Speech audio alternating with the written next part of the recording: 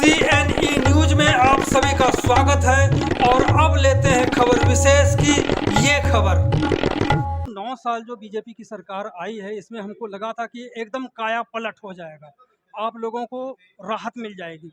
दहोजा साहब, सबसे पहले आप अपने संगठन का नाम बता दें। I am Ranjeev Dahuja. मैं प्रेसिडेंट हूँ चंडीगढ़ ऑटोमोबाइल डीलर एसोसिएशन का, जिसके अंदर 2 व्हीलर और 4 व्हीलर डीलरशिप्स आती हैं।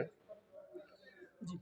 तो आज का जो ये संगठन बना है, ये सब एक्चुअली प्रॉब्लम्स को देखते हुए इकट्ठा हुए हैं, ताकि प्रशासन को एक लगे कि चंडीगढ़ में सभी की यूनिटी है और किसी की प्रॉब्लम आने पे सभी इकट्ठे हो सकते हैं।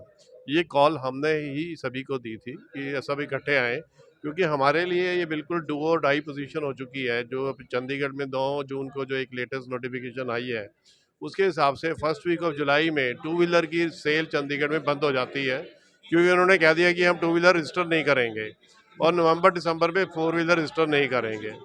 ये क्यों नहीं करेंगे कि जो अभी ईवी पॉलिसी आई थी, पॉलिसी बहुत अच्छी है, इंसेंटिवाइज कर रहे हैं, प्रमोट कर रहे हैं, बट उसमें एक उन्होंने ग्रिड लगा दी, एक रिस्ट्रिक्शन लगा दी सेल के ऊपर कि पहले साल के अंदर आपको 2 व्हीलर 35% इलेक्ट्रिक बेचने हैं, दूसरे साल में 70 बेचने हैं और तीसरे साल में 100 बेचने हैं। उसी तरह से 4 व्हीलर 20%, 40% और 50% की रिस्ट्रिक्शन लगा दी। अब वो रिस्ट्रिक्शन कैसे लगाई कि बेस उठा लिया 2021 का, उसके हिसाब से उन्होंने नंबर काउंट कर लिए कि अब उस हिसाब से अब 1 अप्रैल से 70% की रेशियो शुरू हो चुकी थी, अब वो जून में ख़त्म हो रही है। तो वो कहते हैं जी अब गाड़ी नहीं बिकेगी। अब अगर एक आपको बात मैं ऐड ऑन करूँ कि इंडिया में 26 स्टेटों यूनियन टेरिटरी में ये पॉलिसी इंप्लीमेंट हो चुकी है, कहीं पे इस तरह की रिस्ट्रिक्शन नहीं लगाई, हर जगह पे प्रमोट किया गया है इंसेंटिव दे के, ना कि एक रिस्ट्रिक्शन लगा के, डंडा लगा के उस तरह से। हमारा सबसे बड़ा क्वेश्चन सरकार से ये है, क्या चंडीगढ़ इंडिया से बाहर है? हमारे ऊपर क्या अलग से लॉ एप्लीकेबल होते हैं? सबसे बड़ा मुद्दा ये है, चंडीगढ़ का बिजनेसमैन क्या बिजनेसमैन नहीं है? हमारे पास 6,000 लोग काम करते हैं, जिसके ऊपर 25-30 हज़ार उनके लोगों के घर में हैं। उनकी रोजी रोटी कौन देखेगा? हम लोगों का अरबों रुपए लगा हुआ है बिजनेस, 50 डीलरशिपें हैं, करोड़ों रुपया चंडीगढ़ की वैल्यूएशन देखिए लगा हुआ है, उसका कौन जिम्मेवार है? चंडीगढ़, आप हमारा एंड छोड़िए, उनका एंड देखिए। जो जीएसटी का लॉस होगा वो क्या यहाँ के ऑफिसर भरेंगे? जो रोड टैक्स का लॉस होगा वो यहाँ के ऑफिसर भरेंगे? तो हमारी सिर्फ हाथ जोड़ के चंडीगढ़ एडमिनिस्ट्रेशन से गुजारिश है कि इस पॉलिसी को इम्प्लीमेंट किया जाए, इंसेंटिवाइज दिए जाए, बट इसके अंदर जो ग्रिड रिस्ट्रिक्शन टारगेट है उसको विड्रॉ कर लिया जाए। जो इंडिया की पॉलिसी है हम उसके साथ हैं, हम उससे बाहर नहीं है, हम उससे ज़्यादा एफर्ट करके ऊपर कर सकते हैं। इसके पहले भी आप लोगों ने प्रशासन से मिल करके अपनी बातें कही, लेकिन प्रशासन अपने ही जिद पर है या जो उनकी मजबूरी रही होगी। अब जो ये फोरम बना है, क्या इस फोरम के माध्यम से प्रशासन को किस तरह से दबाव बना पाएंगे? क्या इतनी क्षमता इस फोरम में होगी? क्योंकि सारे व्यापारी हैं, कुछ उसमें पॉलिटिकल लोग हैं, सभी को अपने अपने राजनीतिक पार्टियों के हित को देखते हुए लड़ाई लड़नी है। तो लगता है कि आप लोगों की बातचीत जो है वो सकारात्मक या दबाव बनाने जैसी हो जाएगी।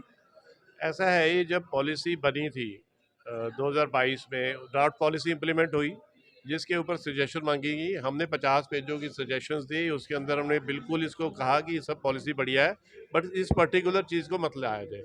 उसके बाद हमारी 5, 10, 20 मीटिंगें हुई, हमें आश्वासन दिया गया हम रिव्यू करते हैं, बट वो अपने ही हिसाब से चलते जा रहे हैं और शिक्षण लगातार लगा दी उन्होंने। अब प्रेस नोट जारी कर दिया।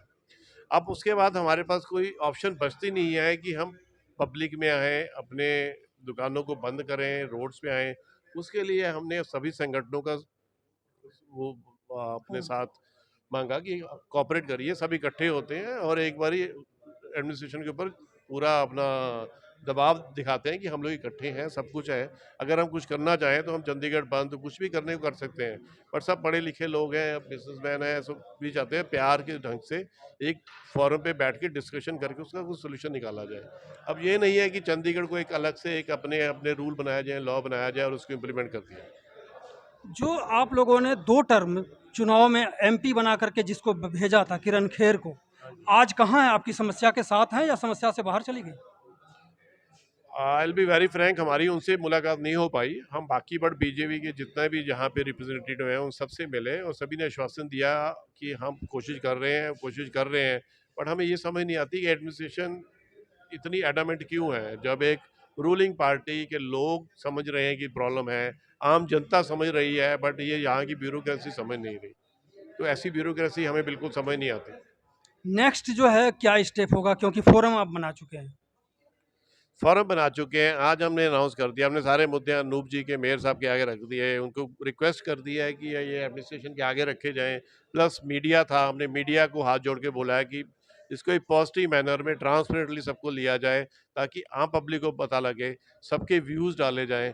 उसके बाद हम देखते हैं क्या होगा, नहीं तो फर्स्ट वीक जैसे अगर कोई बंद करते हैं तो फिर हमें सड़कों पर उतरना पड़ेगा, हमारे पास कोई ऑप्शन बची नहीं है। प्रशासन के खिलाफ सड़कों पर उतरना पड़ेगा। बहुत बहुत धन्यवाद दाऊजा साहब।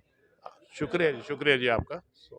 CNE न्यूज के साथ बने रहने के लिए आप सभी का बहुत बहुत धन्यवाद।